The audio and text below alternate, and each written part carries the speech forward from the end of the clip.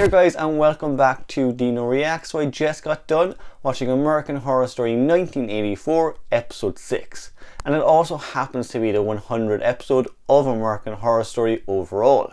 I gotta say guys, this was probably the one episode of this season that I didn't really enjoy. Now I don't know, was that because I went into it expecting a lot more given that it was a 100th episode. But unfortunately this episode it felt a lot more like a filler episode than anything else. But let's jump into it guys. Let's start right at the start of the episode. Again, we go back to Mr. Jingles and Richard Ramirez right after escaping Camp Redwood. So we kind of meet up with them. I think they're in Mexico at the time. They've been traveling pretty much around the country and killing anyone that gets in their way. Now Mr. Jingles, he hasn't been the one doing the killing. He's just kind of along for the ride more than anything else. But Richard Ramirez is taking every opportunity he has to kill who he wants. So as we see, both of them, they are butting heads a little bit at this point. Mr. Jingles wants to stop the killing and just kind of move on with his life, but the Night Stalker has other ideas. The whole thing does kind of end with the real life capture of Richard Ramirez, so they recreate that whole scene, of course with a few changes. This is American Horror Story. I'm sure Mr. Jingles wasn't actually there when he got captured, but it was just a fun little sequence to show what really happened to Richard Ramirez at the time, and a nice way just to break both characters away from each other. Now one thing I did like about this episode was we do just kind of get 4 separate storylines revolving around characters. So the first kind of storyline that I'm going to talk about is the counselors who were killed in Camp Redwood. So they're kind of stuck there in this kind of purgatory, this kind of hell that they cannot leave.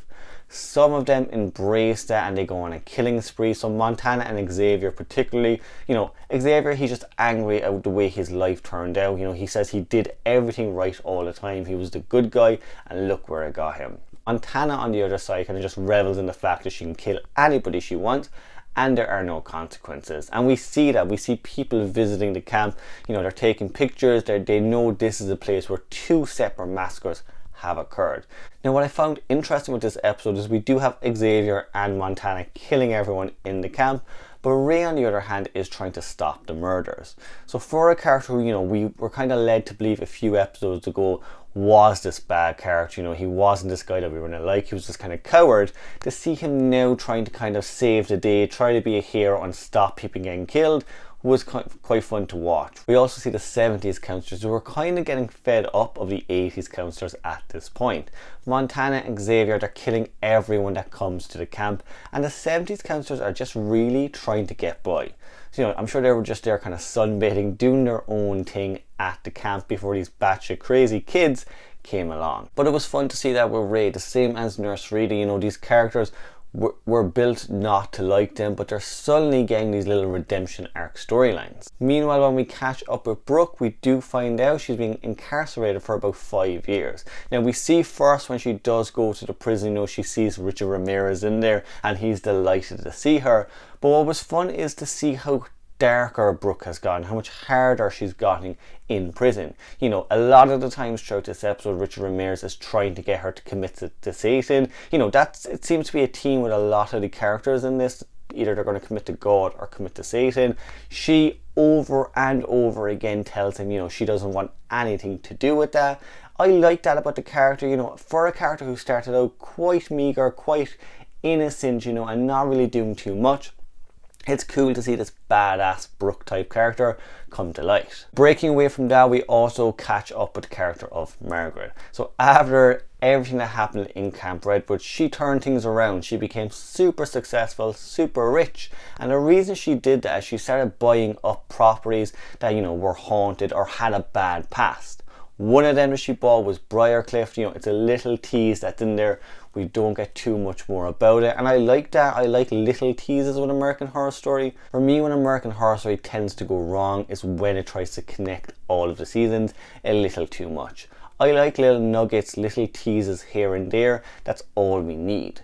But we do see, she is buying all these properties and she's kind of making a buck out of them by, letting people stay there overnight. She's holding concerts and stuff like that there and just trying to kind of bring the macabre of the whole situation into their towns. Now, in another twist for this season, we also find out that the character of Trevor did not die. So he actually survived everything that happened to him, and when we catch up with him, we discover he's actually married to Margaret. Margaret, she does come to visit him, you know, pretending she's there, caring about him, but he is too smart for her. He lets her know, you know, he remembers everything. He knows Brooke is an innocent woman, and he kind of blackmails her into giving him what he wants.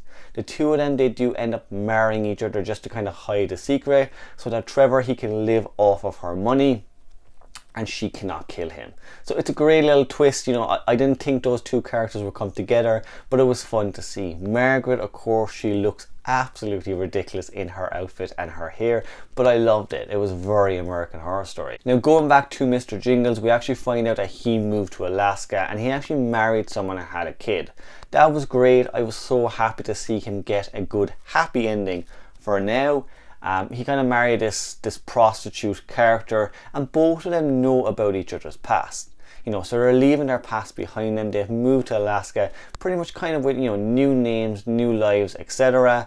It was nice to see. There is a moment where you see Margaret, she finds out about the murders at Camp Redwood, and she sees this as an opportunity. You know, she wants to put this big concert on back at Camp Redwood. So Mr. Jingles, when he's in Alaska, he sees that on the news, and he does say, you know, he's absolutely fine with all of this. So, you know, he's moved past that part of his life that doesn't concern him anymore, and he's able to watch it and not care about it. It does cut to his face where we can clearly see he's not totally over it, but I was just happy to see, you know, in his life that he's in, he's quite content. Eventually, Margaret and Trevor, they do go to see Brooke's execution. So her last appeal was denied. You know, there's not much she can do in this situation, and she is sentenced to death. So she is going to be killed. Margaret makes sure she wants to be there to see that happen.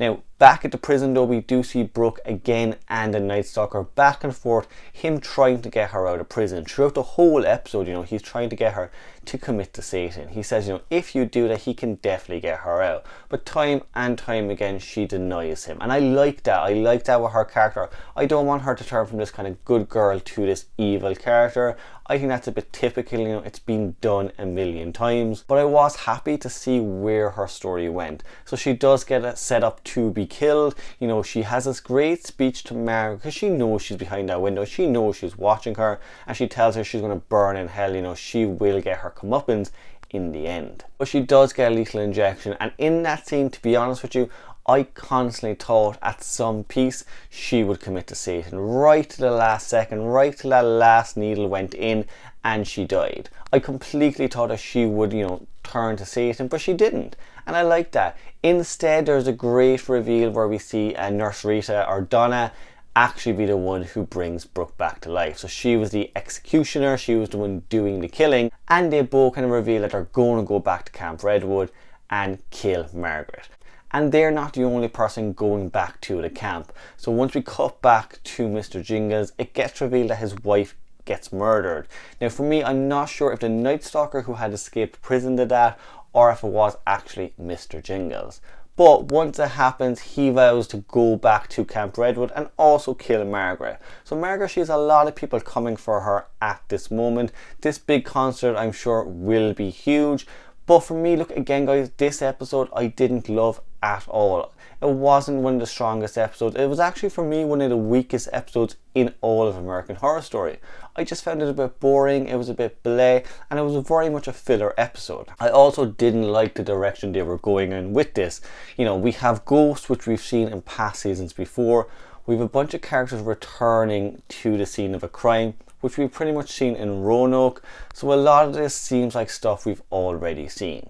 Now the satanic kind of devil worshipping part of it, we haven't seen much of that, so that could be quite interesting. But for now guys, this is definitely the season where the wheels are starting to come off. It tends to happen with every season of American Horror Story, and we've also found out there's only 9 episodes this year. Now with last year, with Apocalypse, I really liked that season, but what I hated about it was how quick it got wrapped up. You know, we were in the past for a lot of that season, and then one episode at the very end was there to kind of close everything, and it definitely didn't do it well.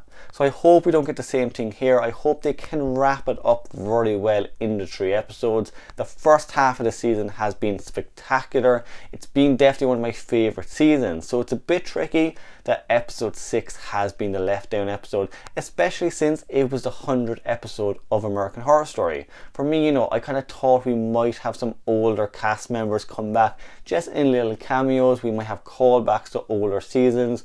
I just kind of felt like a lot more would have been done for the 100th episode. But we'll see where it goes. You know, we have our ghostly counsellors back at Camp Redwood killing everything in sight. We have Margaret also coming back to the camp, as well as our kind of good characters. So Brooke, Donna, now kind of even Ray, they're all going to be out for revenge on Margaret, and they're probably going to team up with Mr. Jingles. So we'll see. This season, guys, again, it has been absolutely amazing. We have one little weak episode, but maybe that won't continue. I cannot wait, guys, for the next episode of this once they all return to the camp, and just to see what happens with Margaret. She's definitely been one of the standout characters of this season, and I'm happy she's still alive. So guys, look, once I see American Horror Story 1984 episode 7, I will give you my thoughts. If you liked the episode, guys, let me know what you liked about it. Maybe change my opinion on it. If you didn't like the episode, you can let me know also. As always, guys, subscribe to the channel just so you don't miss another video of American Horror Story. And until next time, Heidi ho.